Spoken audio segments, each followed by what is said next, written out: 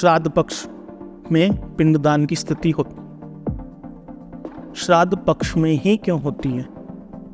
मैं एस्ट्रोलॉजर्स जो कम्युनिटी है उसका बागी हूँ, क्योंकि खड़ी बात करता हूँ और बुरी बात करता हूँ। ऐसा कोई सा मंदिर आप बताइए जिसमें आपकी पीढ़ी, पुरातन पीढ़ी ना जाती हो, तो सिर्फ एक मंदिर आएगा, शनि मंदिर।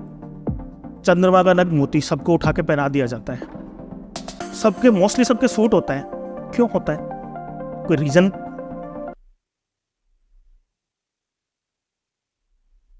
जय हिंद जी। मैं आशीष रजत शहजाद प्रियो टॉक्स पे आपका स्वागत करते हैं। सबसे पहले तो बहुत बहुत धन्यवाद। आज आपकी वजह से हम लोगों को द पिंक सिटी जिसको कहा जाता है उससे रूबरू होने का एक मौका मिला जी। सबसे पहले तो उसके लिए बहुत बहुत शुक्रिया आपका। मैं आऊँगा सबसे पहले बेसिक एक सवाल पे कि एस्ट्रोलॉजी होती क्या है?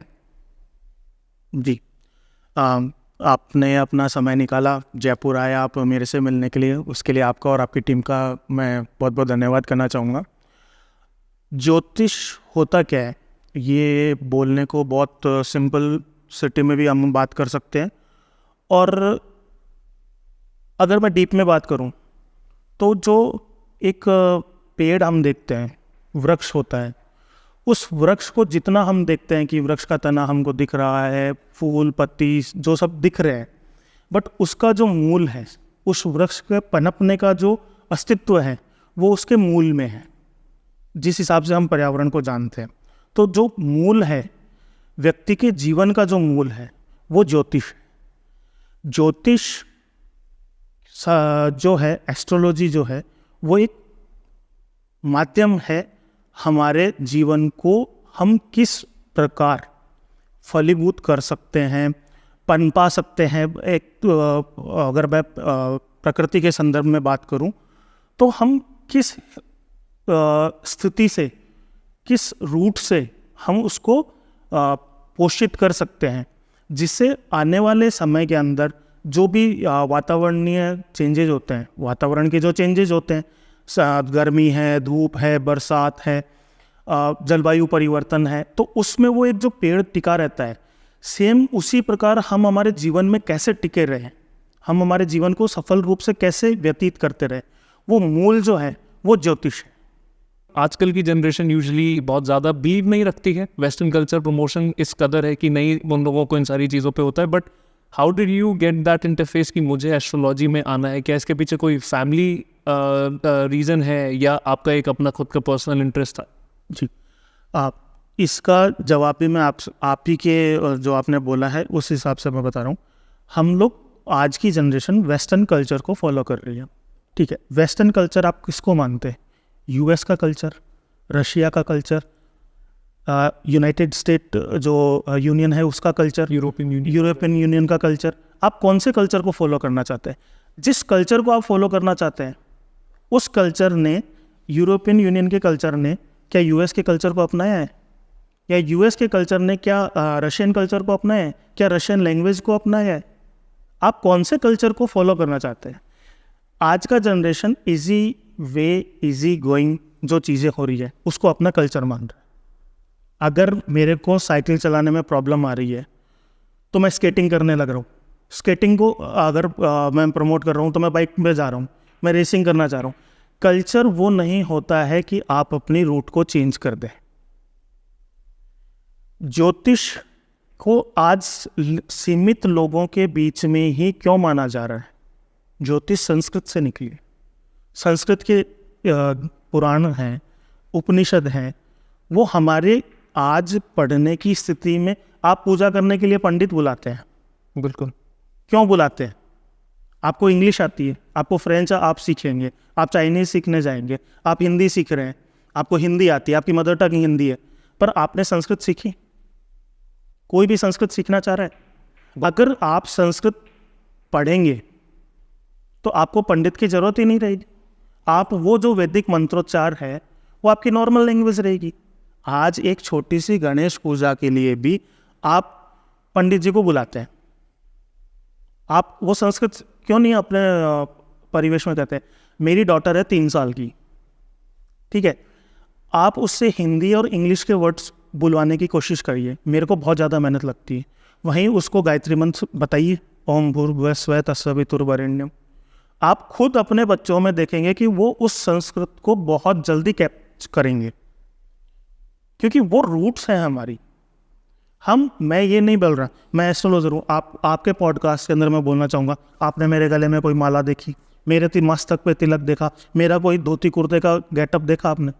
वेस्टर्न ड्रेस पहन रखा है मैंने, मैं फॉलो करता हूँ, मैं भी क्लब्स में जाता हूँ, मैं भी कल्चर फॉलो कर रहा हूँ, बट अपने रूट्स को नहीं भूला कि मेरी रूट्स का है। फैमिली, मेरे जो ग्रैंडफादर थे, दादाजी थे, वो ज्योतिष के अंदर थे। मेरे माताजी, मेरे मदर हैं, वो एस्ट्रोलॉजी में है। मेरी मदर साइकोलॉजी की टीचर प्रोफेसर रही हुई है, बट उन्होंने स्विच किया इन 1990 एस्ट्रोलॉजी में। क्यों?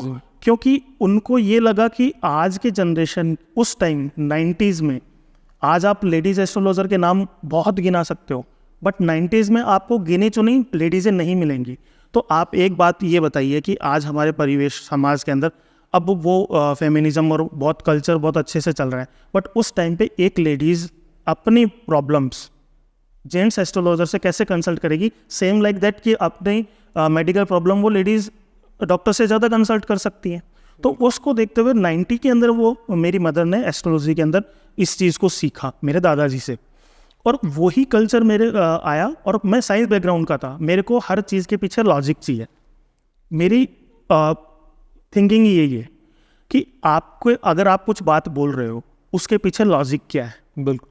अगर मैं पॉमेस्ट्री नहीं करता हूँ, पॉमेस्ट्री भी एक शाखा है एस्ट्रोलॉजी में, बट मैं पर्सनली बात करूँ, मेरे को उसमें लॉजिक नहीं दिखा, तो मैं उसमें इंटरेस्टेड, मैं ये नहीं कह रहा कि पॉमेस्ट्री होती नहीं है, वो है, बट मेरे को उसमें इंटरेस्ट इसलिए नहीं आया क्योंकि उसमें लॉजिक नहीं मिला। एस्ट्रोलॉजी में लॉजिक मिला, कैलकुलेशन मिली, ये अगर ऐसा होता है तो क्या होगा, इतना मैंने डीप स्टडी की तो मेरे को ये रिजल्ट मिला। अगर मैं उसका और डीप गणितीय परिप्रेक्ष्य में जाता हूँ तो मेरे को कितना उसका रिजल्ट मिलेगा। तो एक रीज़न वो था साइंस बैकग्राउंड का होने की वजह से, और ये हमारी साइंस है जिसको दुनिया मान रही है, बट उतनी ही मान रही है जितना वो हमें सिखा रहे हैं। हमारे जो ऋषि मुनि थे, साइंटिस्ट बोलूँगा मैं उनको आज के टाइम पे, और आज के साइंटिस्ट से मैंने अभी आपसे बात हो रही थी कि चंद्रयान की 14 दिन के बाद में प्रेडिक्शन की कि चंद्रयान 3 इस दिन इतने बजे और इस सेकंड पे चंद्रमा के दक्षिणी ध्रुव पे लैंड करेगा। वो गणित किसने की? हमारे इसरो के साइंटिस्ट ने की। वही पृथ्वी के चक्कर लगा के गया है, वही चंद्रमा की परिधि में चक्कर लगाए हैं, और उसके बाद में वो लैंडिंग की है। तो अगर वो गणित, हम उस गणित तक कर सकते हैं, तो जो गणित आपको, मेरे को नहीं आती वो गणित कि चंद्रमा कब लैंड करेगा, तो मैं क्या उस गणित पे विश्वास ना करूं? बिल्कुल। तो एस्ट्रोलॉजी भी वही चीज़ है कि जो आप गणना करते हो, उस गणना के बाद में आपका क्या प्रेडिक्शन है, क्या जितनी डीप गणना की है, और उसकी सच्चाई उसी पे होगी कि अगर आपने 2 + 2 4 आया है तो वो 4 ही रहेगा, चाहे दुनिया में कहीं चले जाओ। अब अगर किसी ने 2 + 2 5 किया है या 1.5 किया है तो वो उसकी गणना में दिक्कत है। मैं सबको यही कहना चाहता हूँ कि जो भी एस्ट्रोलॉजी या जो भी कैलकुलेशन आप कर रहे हैं, बशर्ते आप कंप्यूटर से कैलकुलेशन करें, बशर्ते आप अपने गणितीय पौराणिक पद्धति से कैलकुलेशन करें, कैलकुलेशन जितना एक्यूरेट होगा, प्रेडिक्शन भी उतनी ही एक्यूरेट हो। अमेजिंग। मतलब ये एक ऐसी फील्ड है जिसके बारे में आप कितना ही सुनिए, ये और आपको डीपर रूट्स में लेती जाती है। और अगर मैं एक बहुत ही साधारण तौर पे बात करूं तो हम लोग भी आज की अपनी लाइफ में देखें तो एस्ट्रोलॉजी का नाम सिर्फ 2 या 3 फेजेस में आता है। एक जब आपका शादी का टॉपिक जब आता है, दूसरा आपका कहते हैं लोग वक्त सही ना चल रहा हो, जब आप पूरी मेहनत करें फिर भी आपकी चीज़ें आपके विपरीत हो जाएं, तब एस्ट्रोलॉजी का नाम आता है।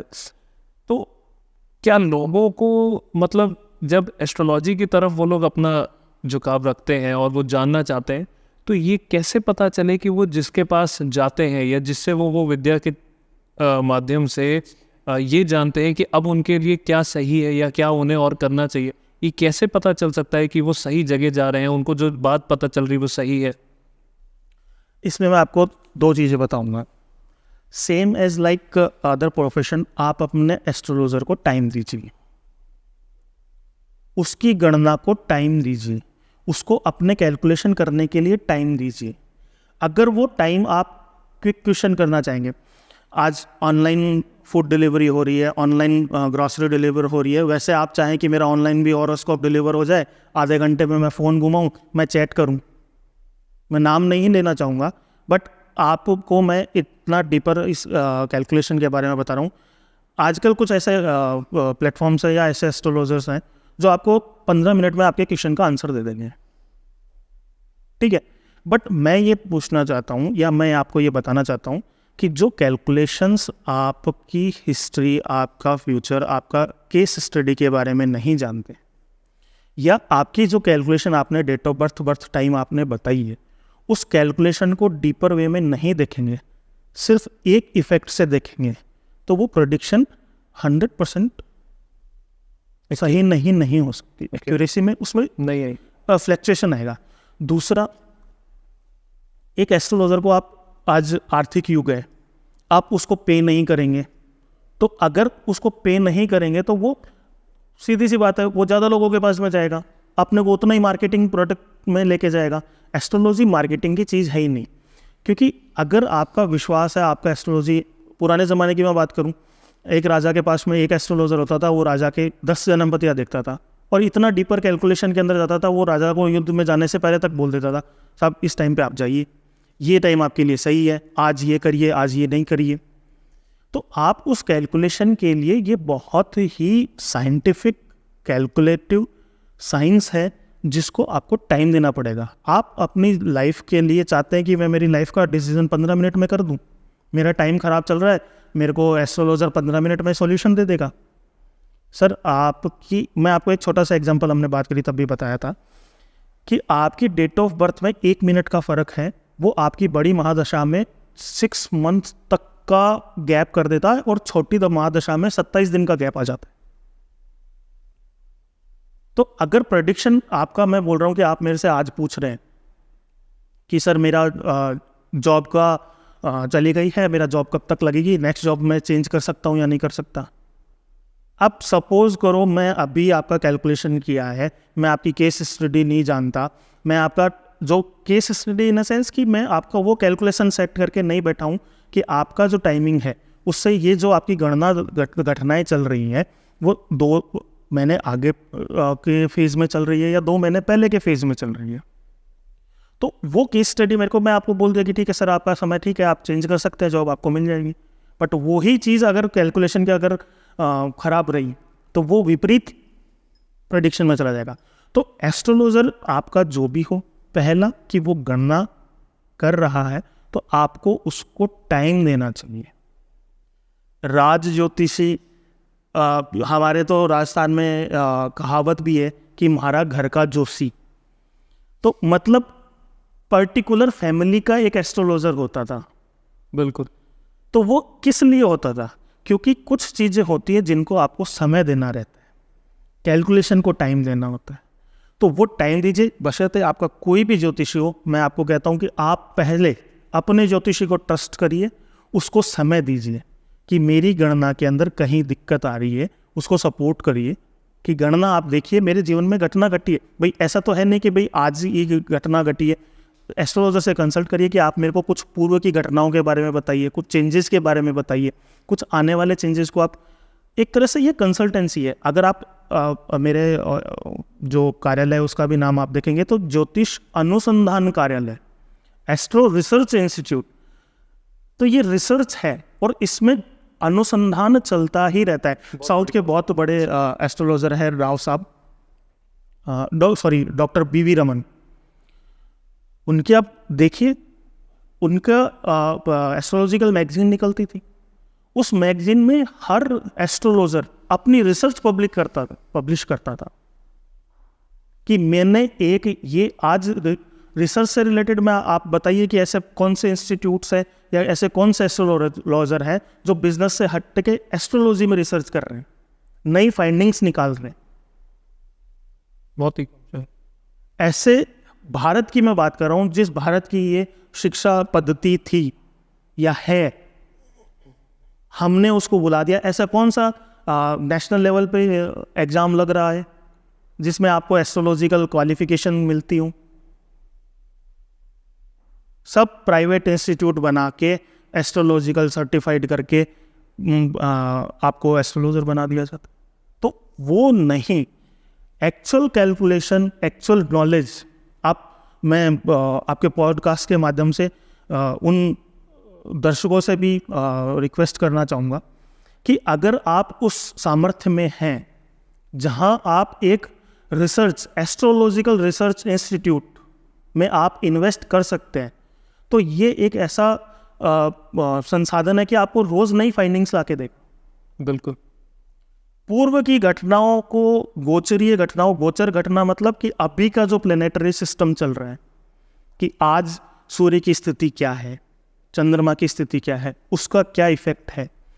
तो ऐसे जब तक प्लेटफॉर्म्स हम तैयार नहीं करेंगे अपने ही देश में, ये शिक्षा में अंधविश्वास भी घुसता जाएगा।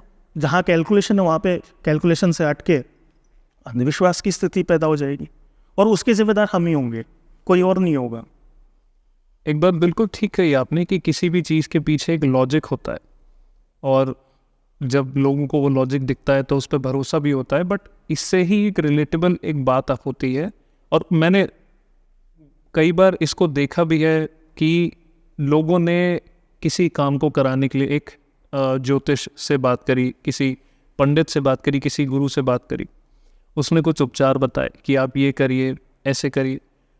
कई बार उसके आपको रिजल्ट में वो चीज़ नहीं होती है जो आपने सोची थी या आपने उसकी एक एक्सपेक्टेशन रखी थी।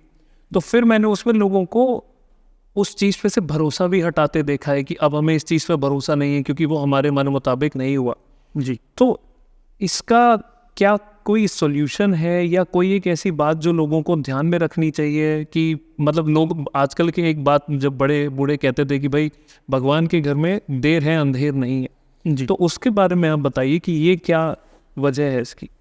इसी में मैं आपको क्योंकि मैं आपको यही बताता हूँ कि बिना लॉजिक के मैं नहीं बढ़ना चाहता और ना मैं बढ़ता हूँ। बिल्कुल। दान की स्थिति, कर्म की स्थिति, पूजा पाठ की स्थिति, हम सब जानते हैं कि पंच महाभूत से हमारा शरीर बना है। पंच महाभूत भी बहुत बड़ी चीज़ हो जाती है। मैं न्यू जनरेशन के हिसाब से बात करता हूँ। विटामिन्स, हीमोग्लोबिन, वात, पित्त, कफ सर्टिफाइड है, मेडिकली सर्टिफाइड है, उन्हीं से हमारा शरीर बना है। आपको कोई भी डिजीज़ होती है, बुखार होती है, जुकाम होती है, या कोई भी इलनेस होती है, आप मेडिसिन एक साथ पूरी खा जाते हैं। पर्टिकुलर मेडिसिन आपको दिन में लेनी होगी, पर्टिकुलर मेडिसिन आपको नाइट में लेनी होगी, सोने से पहले लेनी होगी। हर मेडिसिन का, हर ट्रीटमेंट का पर्टिकुलर सॉल्ट का फॉर्मूला का टाइम, ठीक है। ठीक है। सेम अगर मैं मानव शरीर की बात करूं, जो ग्रहों की प्लेनेटरी मूवमेंट है, वो प्लेनेटरी मूवमेंट जो आपके शरीर के तत्व हैं, उन तत्वों को ही प्रभावित कर रहे हैं, ठीक है। उन तत्वों को अगर वो प्रभावित कर रहा है तो उस प्लेनेटरी मूवमेंट का कौन सा दान होना चाहिए, किस मात्रा में होना चाहिए, किस समय पे होना चाहिए और किस मेथड से होना चाहिए, ये विशेष रूप से ध्यान रखना चाहिए। अगर मैं बात करूं कि श्राद्ध पक्ष में पिंडदान की स्थिति होती है, श्राद्ध पक्ष में ही क्यों होती है, पूरे वर्ष भर क्यों नहीं होती है? ग्रहण की स्थिति होती है तो ग्रहण के दान राहु केतु से रिलेटेड ग्रहण में ही क्यों होते हैं? हमारे एक भ्रांति में, और मैं बहुत अपने हिसाब से, मैं एस्ट्रोलॉजर्स जो कम्युनिटी है उसका बागी हूँ, क्योंकि खड़ी बात करता हूँ और बुरी बात करता हूँ। आपके परिवार ने आपको हर मंदिर में जाना सिखाया और वो जाते हैं। आप अपने जस्ट माता पिता से ऊपर की पीढ़ी में जाइए, शनि मंदिर में क्या वो जाते थे? शनि मंदिर के जो पुजारी होते थे वो हमारे घर आते थे, अमावस्या को, शनिवार को वो आते थे। ऐसा कोई सा मंदिर आप बताइए जिसमें आपकी पीढ़ी, पुरातन पीढ़ी ना जाती हो, तो सिर्फ एक मंदिर आएगा, शनि मंदिर। बिल्कुल सही बात। और इसमें शनि की दृष्टि का दोष है। और आज ज्योतिषी भी बता रहे हैं, पंडित भी बता रहे हैं, और हम भी जा रहे हैं। अगर मान लीजिए मैं आपके लिए बहुत अच्छा हूं, बट मेरी दृष्टि में ऐसी पावर है जो आपको डैमेज करेगी। दृष्टि में मेरा वो गुण है, स्वाभाविक गुण है मेरा, तो क्या आप मेरे सामने आना पसंद करोगे? क्या आप मेरे को पसंद करोगे? मेरे लिए काम करना पसंद करोगे? मेरे से मिलना पसंद करोगे? बट मेरे फेस टू फेस नहीं मिलना पसंद करोगे। बिल्कुल। तो ये ट्रेंड बना दिए गए हैं, ये ट्रेंड नहीं थे। हमसे ज़्यादा धार्मिक तो हमारे पूर्वज थे। बिल्कुल। ये तो आप मानते हैं। हम तो वेस्टर्न कल्चर की तरफ जा रहे हैं, तो फिर हम अगर वेस्टर्न कल्चर की तरफ जा रहे हैं, हम हमारे पूर्वज धार्मिक थे, तो उनकी ये बात क्यों नहीं मानते? ये तो कोई मैं बात करूं कि कोई धर्म से रिलेटेड वैसे नहीं है, बट वो स्थिति थी और उसको हमने जबरदस्ती चेंज किया। और वो ये प्रकृति का नियम, अगर आप प्रकृति के साथ खिलवाड़ करोगे तो उसका भुगतान भी करना पड़ेगा। तो हम दान पे थे, तो वो दान की स्थिति, जप की स्थिति, तप की स्थिति, वो पर्टिकुलर मात्रा, क्वांटिटी और हॉरोस्कोप में क्या ग्रह की क्या स्थिति है उसके अकॉर्डिंग है। चंद्रमा का नग मोती सबको उठा के पहना दिया जाता है, मोती मून स्टोन, ठीक है, सबको पहना दिया जाता है, सबके मोस्टली सबके सूट होता है। क्यों होता है? कोई रीजन? कोई भी एस्ट्रोलॉजर अगर बिना जन्म पत्री भी देखे हुए बोलेगा तो मून स्टोन या चंद्रमा का मोती जिसको भी मर्जी हो पहना दिया जाता है, शांत रहेगा, सही। 75% बॉडी में वाटर है, वाटर है। अगर आप अपनी बॉडी का 75% कंट्रोल करने के लिए स्थिति में जाते हो तो ठीक ही रहेगा। सेकंड, वही चंद्रमा अगर राहु के नक्षत्र का है तो वो आपको सूट नहीं होगा, क्योंकि आप राहु को बल दे रहे हो। तो वो जिस शांति के लिए आप पहन रहे हो वो उसी को अशांत कर देगा। इनके विपरीत परिणाम भी बहुत होते हैं सर, क्योंकि मैंने आपको वही, हमने इस पॉडकास्ट के शुरुआत में ही बात की थी, पॉजिटिव एनर्जी, नेगेटिव एनर्जी और न्यूट्रल एनर्जी। 3 ही है। या तो वो पॉजिटिव है, आप मेरे से आप मिलेंगे, या तो मैं आपको पॉजिटिव फील कराऊंगा, या नेगेटिव, या नेगेटिव आप बोलोगे कि यार नहीं मिलना है, या न्यूट्रल, हाँ ठीक है मिल लिया, ठीक है चलो, तो वही स्थिति रहेगी। तो आप जो भी कर्म कर रहे हैं, दान करना, जप करना, तप करना, हवन करना, शुभ कार्य हैं, करने चाहिए, पर किस मात्रा में करनी चाहिए। छोटी सी स्थिति है, आप हवन करते हैं, हवन सामग्री होती है, उसमें तिल, जौ, चावल, चीनी, आजकल वो पैकेटिंग वाले हवन सामग्री भी आ रही है, तो इनकी भी मात्राएं हैं कि उस हवन का जो सातुल्य बोलते हैं उसमें चावल इतना भाग होना चाहिए, जो इतना भाग होता है। तो जब हम हवन कर रहे हैं, उसकी भोजन सामग्री जो बना रहे हैं एक तरह से, उसमें भी अगर मात्रा है, हमारे जीवन में भी मात्राएं हैं, हमारे भोजन में भी मात्रा है, तो हम ज्योतिष के जो दान है, जप है, उनकी प्रोसेस, प्रॉपर विधि के अंदर जाना चाहिए। टाइम देखना चाहिए कि किस टाइम पे हम उसको कर रहे हैं, पॉजिटिव टाइम कौन सा है, किस दान पे। गाड़ी निकलवाने के लिए सब मुहूर्त पूछ लेते हैं कि हाँ यार मुहूर्त निकलवा के, मुहूर्त बनवा के हम। और आजकल तो मैं एक ट्रेंड और देखता हूँ कि पंडित जी इस दिन मेरे को गाड़ी निकलवानी है, बस आप टाइम बता दो। तो जब आप पहले से तय करके बैठे हैं सर जी का क्या, तो पंडित जी क्यों करेंगे वो काम, ये बताइए मेरे को। बिल्कुल सही बात। जब आप पहले से डिसाइड, मुहूर्त होता है पूछने का, कि भाई जब भी निकल रहा है अच्छा टाइम आप मेरे को बताइए।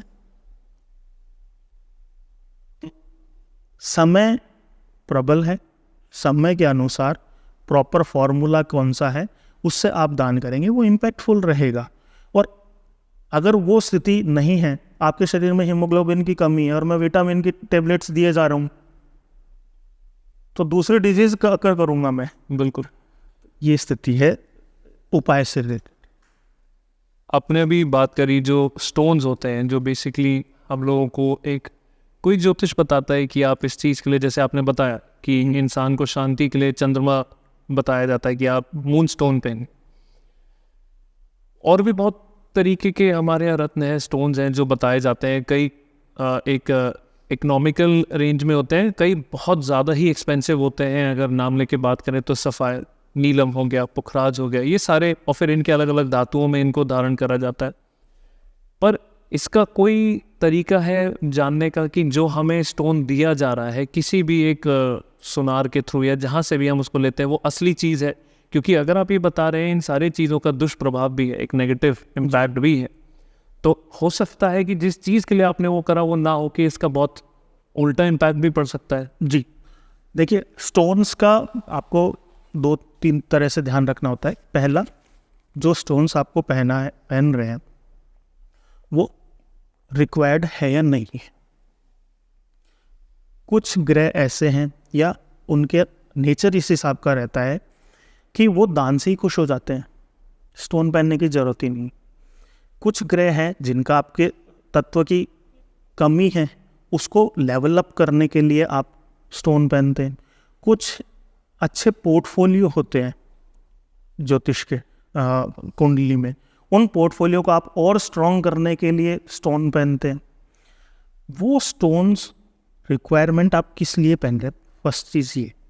सेकंड, जो आप स्टोन्स आपने बात की, जैसे सफ़ायर हुए, येलो सफ़ायर हुआ, ब्लू सफ़ायर हुआ, एमराल्ड हुआ, रूबी हुआ, ये स्टोन्स आज से नहीं, पहले से ही प्रीशियस स्टोन्स में आते थे। माना पहले इनके निकालने के लिए रिसोर्सेज कम थे, तब प्रीशियस स्टोन्स में आते थे, आज उतने ही हैं। अगर मैं कोरल की बात करूँ, रेड कोरल, तो सबसे बेस्ट क्वालिटी का रेड कोरल आता था जापान के समुद्र से। तो वहाँ पे रेड कोरल की, मतलब रेड कोरल पत्थर नहीं होता, वो लकड़ी होती है, मूंगे की, मतलब मूंगा का जो स्टोन होता है, वो स्टोन नहीं होता, मूंगे की लकड़ी होती है।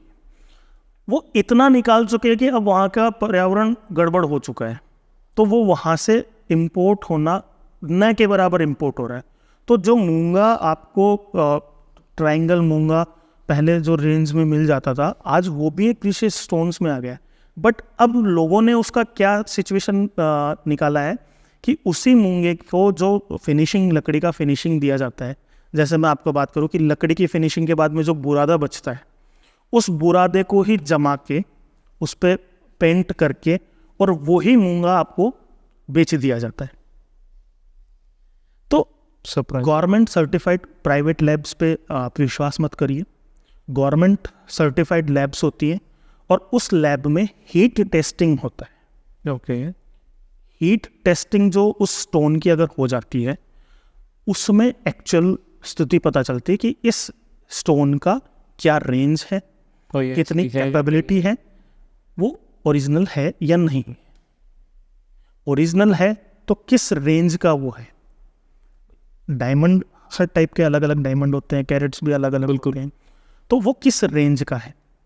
दूसरा, अगर आपकी पॉकेट अलाउ नहीं करती है प्रीशियस स्टोन्स को पहनने के लिए, क्योंकि सीधी सी बात है, गवर्नमेंट ने इलाज के लिए तो भी जीवन बीमा योजना लगा रखी है, पर आपका टाइम खराब है तो एस्ट्रोलॉजी के लिए जीवन बीमा थोड़ी योजना लगा रखी है। बिल्कुल सही बात। तो अगर आप अफोर्ड नहीं कर सकते तो सब्स्टिट्यूट स्टोन्स में जाइए, वो बेटर है। ठीक है, आपको पुखराज येलो सफायर ओरिजिनल बढ़िया क्वालिटी का 5 रत्ती का पहनना होगा, तो आप सब्स्टिट्यूट उससे बड़ा पहन लीजिए, सब्स्टिट्यूट में जाइए। असली बोल के नकली रत्न मत खरीदिए। अगर उसको है कि भाई सब्स्टिट्यूट दे दो, मेरे को बड़ा दे दो, जो आपका एस्ट्रोलॉजर है उसको बोलो कि सर देखो ओरिजिनल बैग अभी अफोर्ड नहीं कर पाऊंगा, मैं सब्स्टिट्यूट में जाना चाहता हूँ, मेरे को सब्स्टिट्यूट का रेट बता दीजिए। उसमें जाइए और हीट टेस्टिंग, स्टोन का जो हीट टेस्टिंग है उससे प्रॉपर मेथड गवर्नमेंट लैब्स के अंदर पता चलता तो ये पता चल सकता है है जी।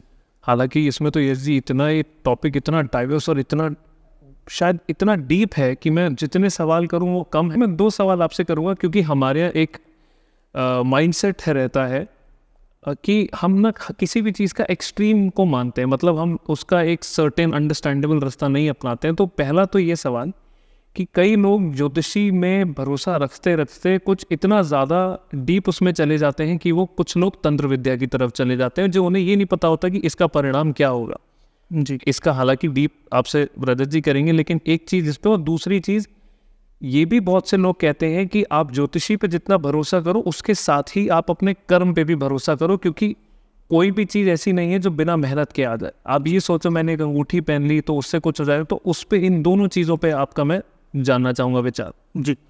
पहली चीज़ आपने जो मेरे से पूछी कि इतने भरोसा होने लग जाता है कि वो एस्ट्रोलॉजी से चलते चलते तंत्र विद्या की तरफ चले जाते। जी। कोर वही चीज़ है कि एनर्जी बैलेंस्ड रहती है। अगर इस पृथ्वी की एनर्जी डिसबैलेंस हुई तो दिक्कत होगी। बिल्कुल। पहाड़ों की एनर्जी डिसबैलेंस हुई तो वहाँ दिक्कत होगी। रेगिस्तान की एनर्जी डिसबैलेंस हुई तो वहाँ दिक्कत होगी। पॉजिटिव, नेगेटिव और न्यूट्रल, ये 3 हमारी एनर्जी है।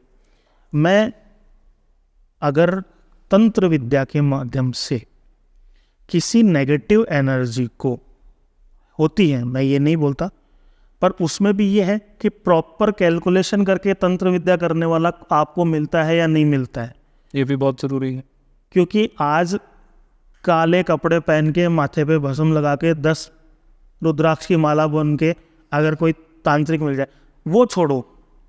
आप बाजार से 2 नींबू खरीदो, सिंदूर का पैकेट खरीदो और अपने पड़ोस वाले के घर के बाहर, कुछ नहीं आता है आपको, आप नींबू और सिंदूर डाल दो, बाहर निकलते बोलेगा अरे यार आज तो कुछ हो गया। बिल्कुल सही। किसने तंत्र कर दिया? इस उसमें भी अंधविश्वास है। तो अगर आप किसी की नेगेटिव एनर्जी यूज करके, उस नेगेटिव एनर्जी को एक्टिव करके किसी नेगेटिव एनर्जी पे आप अप्लाई करते हो, तो वो नेगेटिव एनर्जी आपको भी इम्पैक्ट करेगी। एक टाइम के लिए आप उसकी नेगेटिव एनर्जी, अपनी जो नेगेटिव एनर्जी है, अब इसके अंदर भी मैं आपको एक एग्जांपल देता हूँ। मेरे पास में एक 0.35 mm की बुलेट है। ओके। आप एक बुलेट प्रूफ गाड़ी में बैठे हो जिसका सिर्फ एक शीशा विदाउट बुलेट प्रूफ है। ओके। सिर्फ एक शीशा विदाउट बुलेट प्रूफ है, बाकी पूरी गाड़ी बुलेट प्रूफ है। मैं वो 35 mm का अगर बुलेट पूरी गाड़ी पे कहीं भी मारूं, उस एक शीशे को छोड़ के, आपको वो बुलेट लगेगी? नहीं। अगर वो बुलेट आपको लगनी है तो मेरे को या तो उस बुलेट प्रूफ शीशे के ऊपर से इतनी बुलेट्स निकालनी होंगी, उसकी जो बुलेट प्रूफ गाड़ी की जो स्ट्रेंथ है उसको हटाना पड़ेगा, तो उससे ज़्यादा स्ट्रेंथ लगानी पड़ेगी मेरे को। या मैं वेट करूंगा कि मेरे साइड में आपका वो जो विदाउट बुलेट प्रूफ विंडो है वो आए और वहां से मैं हिट करूं। तो इसी में आपका अगर टाइम, यानी एस्ट्रोलॉजिकल कैलकुलेशन से टाइम अगर आपका पॉजिटिव वे में चल रहा है, ओके, तो उसको खराब में किसी भी तंत्र विद्या के अंदर ऐसा नहीं है कि वो आपके टाइम को खराब कर दे। वो वहीं छेद कर सकता है जहां पे आपके टाइम में बुलेट प्रूफ ग्लास नहीं है। समड अप वे में ये कहा जाए जहां आप कमजोर हैं। राइट। कि आपकी एनर्जी अगर डाउन गई तो आपसे अपर एनर्जी आपको इम्पैक्ट करेगी। तो वो नेगेटिव एनर्जी आप पे तभी इम्पैक्ट करेगी। अगर मैं आपको एक बात बोल रहा हूँ कि अगर आप दिन में एक अपने इष्ट का नाम लेते हैं, एक नाम भी लेते हैं, 10 साल में वो इष्ट का नाम आपका उतनी बार आवृत्ति में हो जाएगा। बिल्कुल। तो वो आपकी एक बैंक डिपॉजिट हो गया ना आपका। आप 1 रुपये रोज का सिर्फ डिपॉजिट कर रहे हो, या 1 लाख रुपए आप एक मंथ, एक ईयर से डिपॉजिट कर रहे हो, तो 10 साल बाद में कुछ तो जमा पूंजी रहेगी ना आपकी। तो अगर 10 साल बाद में आपको 2 लाख रुपए की जरूरत पड़ी, तो आप आप 1 लाख रुपए सालाना जमा कर रहे हो तो भी आप काम कर सकते हो 10 साल बाद में, और 1 रुपये डेली का डिपॉजिट कर रहे हो तो भी आप 10 साल बाद में वो 2 लाख रुपए का जो भी आपका एक्सपेंस आया उसको आप दे सकते हो। तो ये वही एनर्जी कि आपने कितना डिपॉजिट किया है अपने ईएमआई नंबर में, अपने बैंक अकाउंट में कितना डिपॉजिट किया है। अगर उससे हायर एनर्जी आई है तो वो आपको इम्पेक्ट करेगी, वो भी तब जब आपका टाइम यानी ग्रह की जो स्थिति है वो खराब है तो वो इम्पेक्ट करेगी। उसके बाद में वो इम्पेक्ट नहीं रहेगा, वो भी एक सर्टेन टाइम के लिए परेशान करती हैं, क्योंकि एनर्जियाँ कभी भी आप अपने अंदर से ये चक्र हैं हमारे, तो वो चक्र हमारी एनर्जीज हैं। बिल्कुल। सबके एक्टिवेट नहीं होते हैं, और जिनको एक्टिवेट चक्र एक्टिवेट होते हैं उनको उनकी चीज़ की अनुभूति भी रहती है। तो ये तंत्र के अंदर आप इतना हमको सोचने की ज़रूरत नहीं है। अगर हमारे पास में, मेरे को तब सोचने की ज़रूरत नहीं है अगर मेरे अकाउंट में 10 लाख रुपए पड़े तो 2 लाख रुपए का मैं काम कभी भी निकाल दूंगा। बिल्कुल सही। तो अपने डिपॉजिट करते जाओ। ये नहीं कह रहा कि आप आज के टाइम पे अगर वर्किंग कल्चर है, सुबह 9 बजे ऑफिस पहुंचना है, शाम को 6 बजे, आदमी रात को घर पे 8 बजे आ रहा है, 10 बजे सो रहा है, फिर सुबह 6 बजे उठ रहा है, वो मेरे को टाइम ही नहीं है। भाई तुम जो भी कर रहे हो, 2 मिनट भी कर रहे हो, बस में कर रहे हो, घर पे कर रहे हो, सोने से पहले कर रहे हो, एक स्मरण ही बहुत है। एक डिपॉजिट अपने बैंक में डाल दो डेली का 1 रुपया, तो ताकि आपका कभी वो 2 लाख रुपए या 1 लाख रुपए कहीं खर्च करना हो तो आपके पास में वो डिपॉजिट पहले से हो। और कई लोग अनुष्ठान करवाते हैं, नवरात्रा के अनुष्ठान होते हैं, तो उनका डेली का नहीं हो पाता, वो एक साथ 1 लाख रुपए डिपॉजिट करा देते हैं। तो उसी हिसाब से अपना डिपॉजिट स्ट्रांग रखो ताकि कोई भी तंत्र या नेगेटिव एनर्जी आप पे नहीं जाए। सेकंड आपका क्वेश्चन था, लोग जब भरोसा करते हैं पर वो फिर ये भूल जाते कर्म करना भूल जाते। ठीक है, तो अब परिवहन से मैं इसको तात्पर्य लूँगा कि आपके पास में सामर्थ्य है, आप फ्लाइट अफोर्ड कर सकते हैं, मैं ट्रेन अफोर्ड कर सकता हूँ, एक बंदा अपनी ओन कार अफोर्ड कर सकता है, तो उस प्लेटफॉर्म पे उस टाइम पे जो आपकी फ़्लाइट है, आपकी ट्रेन है, उसमें ग्रह उठा के आपको घर से प्लेटफॉर्म पे नहीं पहुंचाएगा, वो आपको खुद को ही पहुंचना पड़ेगा। एक मजदूर 8 घंटे मेहनत कर रहा है, कड़ी धूप में पसीना बहा रहा है। एक सेल्स एम्प्लॉय कड़ी धूप में डोर टू डोर घूम के अपना सामान बेच रहा है। एक इंजीनियर अपने दिमाग को खपा रहा है एसी केबिन में बैठ के। सब मेहनत कर रहे हैं, बट सबका पे ऑफ अलग है, क्वालिटीज़ भी अलग है, बट मेहनत के है ग्रहों के हिसाब से बैठना। क्योंकि सीधी सी बात है, ग्रह खुद मूवमेंट में, कौन सा ग्रह जो रुका हुआ है? बिल्कुल। सूर्य तक रुके हुए नहीं है, उनका भी उत्तरायण होता है, दक्षिणायन होता है। तो अगर आप मूवमेंट में नहीं हैं तो आप मूवमेंट में नहीं है। एक बहुत ही छोटे से उसमें कि आपको कर्म करना ज़रूरी है, ग्रह तभी आपकी मदद करेंगे जब आप खुद कर्म करेंगे। कर्म तो प्रधान बताया है। अगर आपका कोई स्थिति आप पे अप्लाइड भी हो रही है, अच्छा भी हो रहा है, बुरा भी हो रहा है, पॉजिटिव टाइम भी है, नेगेटिव टाइम भी है, इफेक्ट तो तब भी रहेगा ना जब आप कर्म करेंगे। बिल्कुल। अगर कर्म ही नहीं है तो फिर कुछ नहीं, क्योंकि एनर्जी नहीं है। बहुत अच्छा लगा इतनी सारी बातें जान के। यश जी बहुत बहुत धन्यवाद।